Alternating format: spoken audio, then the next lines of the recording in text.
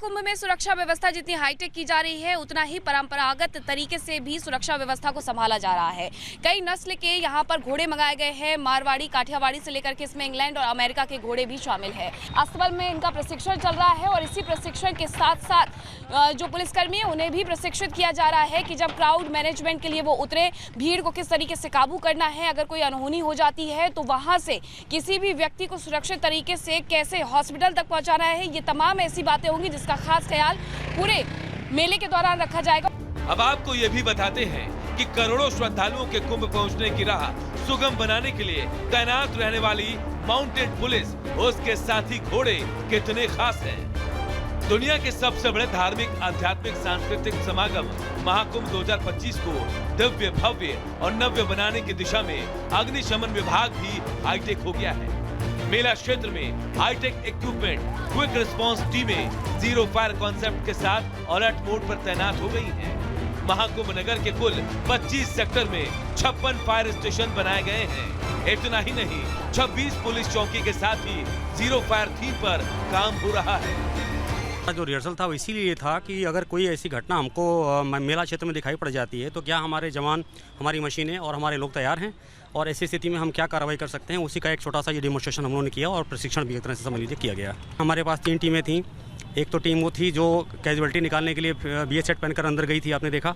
एक छोटा हमारा फायर क्विक रिस्पांस व्हीकल है वो गया था और एक बड़ी व्हीकल भी मंगवाई थी। इनकेस आपने देखा घर के अंदर बहुत धुआं भर गया था। धुआं के अंदर जो है डेंस धुएं में किसी कैजुअलिटी को ढूंढना, उनको वापस बाहर निकाल कर लाना और फिर स्ट्रेचर के द्वारा उसको हॉस्पिटल भेजना, ये पूरी एक कार्रवाई थी। महाकुंभ को लेकर तैयारियां मुकम्मल हो गई हैं और हर एक पहलू से, हर एक नजरिए से जो जरूरी है वो किया जा रहा है।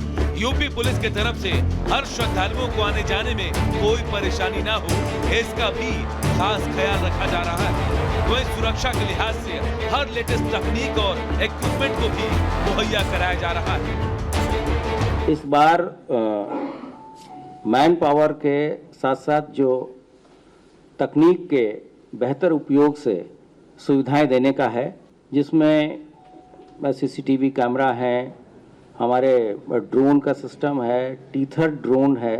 इसके अतिरिक्त किसी तरह की डिज़ास्टर, चाहे वो मैन मेड हो चाहे वो नेचुरल हो, इससे बचने के लिए भी काफ़ी संख्या में नई उपकरण इत्यादि का क्रय किया गया है।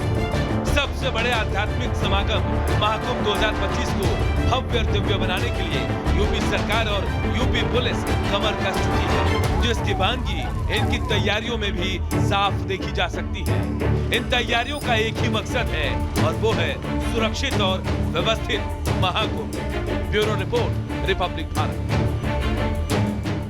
तो सनातन धर्म का सबसे बड़ा समागम जिसकी शुरुआत होने जा रही है और इस महापर्व में डुबकी लगाने का सबसे बड़ा महत्व होता है। लेकिन कुंभ है क्या, जरा ये भी समझ लीजिए, क्योंकि देखिए समुद्र मंथन से जुड़ी ये आस्था है और अमृत कलश से छलकी थी बूंदे और जहां जहां बूंदे गिरी थी वहां पर महाकुंभ का आयोजन होता है। जहां जहां अमृत गिरा वहां आस्था की डुबकी लगाई जाती है। मोक्ष पाने की कोशिश का ये पर्व कहा जाता है और यही वजह है कि भारी तादाद में श्रद्धालु आस्था की डुबकी लगाते हैं। प्रयागराज समेत 4 धार्मिक शहरों में इसका आयोजन होता है, क्योंकि 4 शहरों में 4 जगहों पर अमृत जो है वो गिरा था। उज्जैन, नासिक, हरिद्वार और एक प्रयागराज, यहाँ पर भी मेला जो है कुंभ का लगता है। इसके अलावा 6 साल में कुंभ लगता है और 12 साल में महाकुंभ का आयोजन होता है जो प्रयागराज में होने जा रहा है।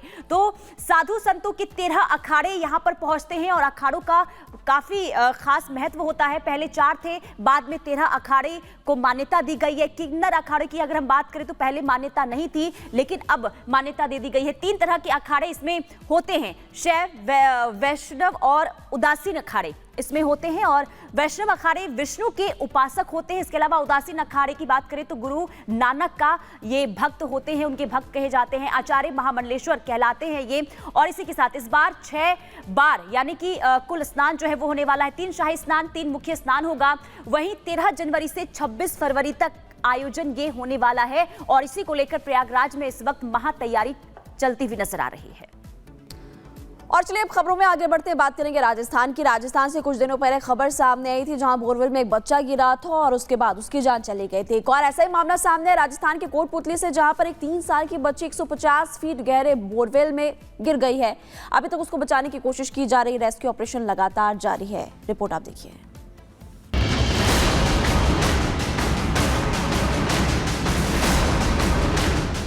कोटपुतली का किरतपुरा क्षेत्र, जहां ये रेस्क्यू टीम, ये गांव वालों की भीड़, पुलिस प्रशासन सब उस नन्ही जान को बचाने की कवायद में जुटे हैं जो कल से बोरवेल में जिंदगी से जंग लड़ रही है। नन्ही जान को बचाने के लिए पुलिस प्रशासन की टीम ने एड़ी चोटी का जोर लगा दिया है। एनडीआरएफ, एसडीआरएफ और जिला प्रशासन की टीमें ज्वाइंट रेस्क्यू ऑपरेशन में जुटी हैं। बच्ची 3.5 साल की है जो कि 150 फीट गहरे बोरवेल में गिर गई है। प्रशासन तुरंत प्रभाव से अपनी सारी व्यवस्थाओं के साथ यहाँ पे पहुंचा है। मेडिकल टीम भी आ गई है। जैसा कि आप देख रहे हैं कि ऑक्सीजन की सप्लाई सुचारू रूप से की जा रही है। एसडीआरएफ ने जो हमें निर्देश दिए हैं उसकी हमने प्रशासन ने उस स्तर की तैयारियां अपने स्तर से कर ली है। बोरवेल में बच्ची तक पाइप के जरिए ऑक्सीजन पहुंचाई गई। जानकारी के मुताबिक बोरवेल में उतारे गए कैमरे में बच्ची का मूवमेंट नजर आया है। बोरवेल में जगह कम होने की वजह से बच्ची को कुछ भी खाने पीने के लिए नहीं दिया जा सकता है। जानकारी के मुताबिक बच्ची को निकालने के लिए अम्ब्रेला सपोर्ट को रॉड की मदद से बोरवेल में डाला गया है। 150 फीट तक करीब 16 रॉड एक एक करके नीचे उतारी गई।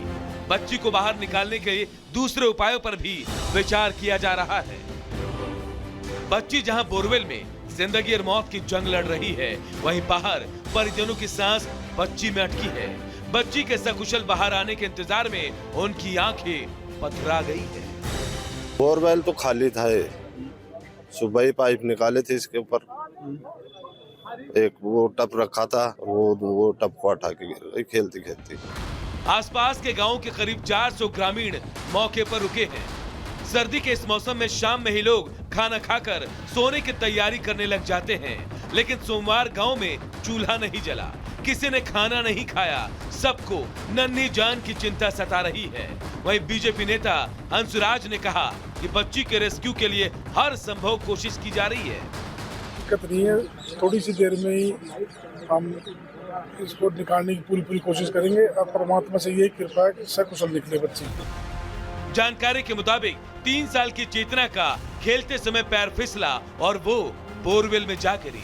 इस बोरवेल की गहराई 150 फीट बताई जा रही है। फिलहाल बच्ची को निकालने का प्रयास युद्ध स्तर पर चल रहा है। दुआओं का दौर भी जारी है। Bureau report, Republic Bharat. और अब बात मध्य प्रदेश की करते हैं, जहां से गिरफ्तार आरटीओ के सिपाही सौरभ शर्मा से एक के बाद एक बड़े खुलासे हो रहे हैं। और उसके पास एक डायरी मिली और इस डायरी में 100 करोड़ के लेन देन का हिसाब लिखा हुआ है। अब सवाल ये उठ रहे हैं कि इस आरटीओ के सिपाही ने किन किन से पैसे लिए हैं। इससे जुड़ी एक रिपोर्ट आप सबको दिखाते हैं।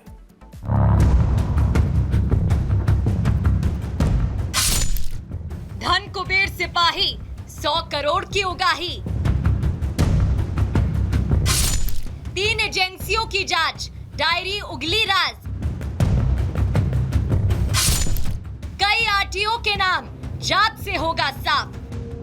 सौरभ शर्मा ये वो चेहरा है जो पूरे देश में छाया हुआ है। इसने कोई अवार्ड नहीं जीता और ना ही देश के लिए कोई बड़ा काम किया, बल्कि ये भ्रष्टाचार के उस चक्रव्यूह में फंसा है जिसकी उम्मीद उसके घर वालों को भी नहीं होगी। सौरभ आरटीओ में सिपाही था और 7 साल की नौकरी में अकूत संपत्ति बनाई। सौरभ शर्मा के कारनामे पूरे देश देख चुका है, लेकिन अब जो खुलासे हो रहे हैं उससे कोई भी सन रह जाएगा। छापेमारी के दौरान आयकर विभाग को एक डायरी मिली। उस डायरी में ऐसे ऐसे राज सामने आ रहे हैं जिससे भ्रष्टाचार में लिप्त अफसरों की जान भी सकते में है। वैसे सौरभ शर्मा के खिलाफ समन जारी किया गया है। मामले की जांच के लिए कमेटी बनाई गई है। कैश मिला और जेवरात मिले, सोने चांदी के जेवरात मिले, उन सबको जब्त किया गया और जब्ती करने के बाद अभी आगे की विवेचना इसमें की जाएगी। सौरभ शर्मा की डायरी से खुलासा हुआ, सौरभ करीब 100 करोड़ का लेन देन करता था। डायरी से कई जिलों के आरटीओ के नाम नंबर भी मिले। डायरी से साफ पता चलता है कि परिवहन विभाग के अफसरों के साथ साठगांठ थी।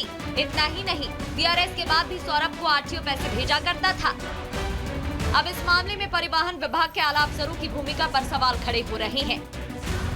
इसमें जो मुख्य आरोपी है उसका नाम सौरभ शर्मा है, जो कि भूतपूर्व परिवहन विभाग का आरक्षक है। वो नहीं मिला है, बट उसके घर के लोग मिले, उनके सदस्यों से बातचीत हुई और उसका एक एसोसिएट है चेतन सिंह गौर, और उसके ठिकाने पे भी रेड की कार्रवाई हुई। वहाँ से भी काफ़ी मसरूका जब्त हुआ। कुल मिला के 7 करोड़ 98 लाख का कैश और मसरूका जो जब्त हुआ वो कार्रवाई हुई।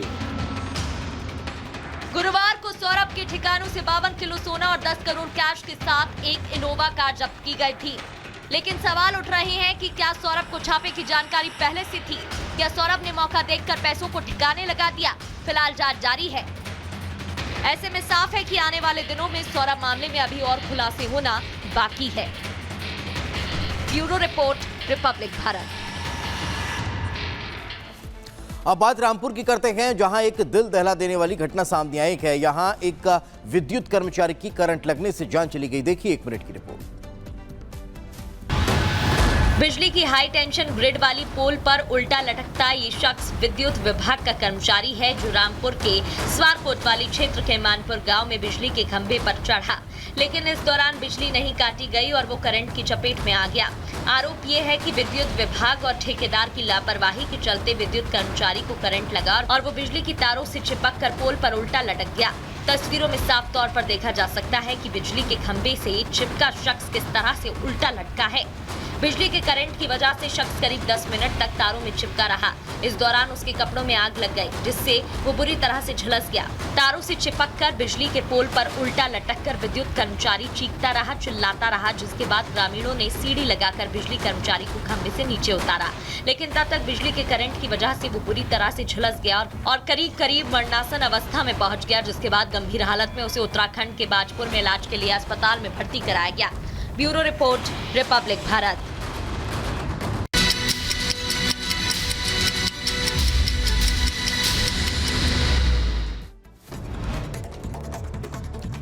संभल हिंसा के आरोपियों की तलाश हुई तेज। घटनास्थल पर सीन किया गया रिक्रिएट। इस दौरान पुलिस के बड़े अधिकारी भी मौजूद रहे।